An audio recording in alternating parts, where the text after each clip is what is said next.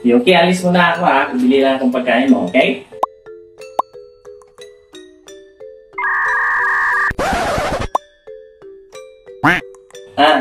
Alis lang ako. Sama ko, Daddy. Iwan lang ikaw. Iwan lang si Yuki. Huwag mo ko iwan, please. Talaga namang iyakin ang fur baby na si Yuki kahit nabibili lang naman ng pagkain ang kanyang daddy.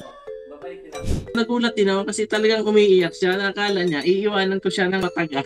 Every time na aalis kasi si daddy, kinakarga ko siya kasi hindi makakilos si daddy ng maayos, gawa ng hinihila yung paa or pag naka-shoes or medyas naman tinatanggal niya. So, dapat nakakarga siya. Saglit lang ako. Babalik din ako agad. Matagal yan eh. Sama na nga ako, please. In that time, bibili si daddy ng pagkain niya, yung carrots and chicken. Sabi ko sa kanya na sige, pagkalabas ko ng gate, sakang bitawan kasi baka lalong mag-iiyak o magsisigaw, mag-iingay. Bakit? Ano moment?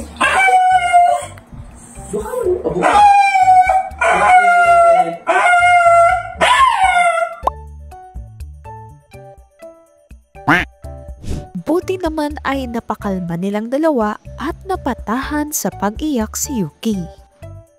Tumaha naman po siya nung nasa gate na si daddy, nilapag ko na siya, tapos tumakbo siya papunta doon. Tapos nung nakita niya na naglakad na, tumahimik naman na siya, sinisilip niya na lang. Ang pagiging clingy ng 3-year-old Shih Tzu ay dahil pala nasanay ito na laging kasama ng kanyang fur parents.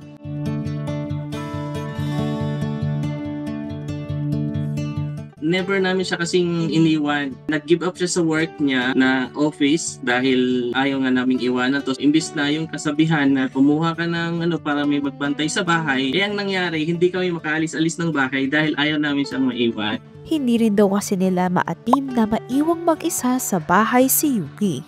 Lalabas lang kami, naririnig namin yung iyak. Ang sakit kasi sa dibdib eh. Kasi maririnig mo talaga yung iyak niya, tapos nakaabang lang siya sa gate, kaya parang ang sakit sa kalooban na ganon.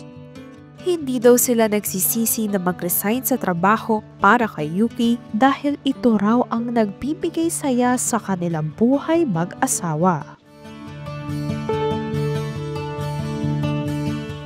Nag-suffer kami ng anxiety and depression dahil sa work. Isa sa mga dahilan kaya tumigil kami sa trabaho and nag-focus doon sa pagko-content. Pag nakita niya emotional kami or umiiyak, siya mismo yung lumalapit. Tapos i-comfort ka talaga niya. Pinapasaya niya talaga kami araw-araw. Yuki, alis muna ako ha. Bili lang akong pagkain mo, okay? Alis lang ako. Iwan lang ikaw. Iwan lang si Yuki.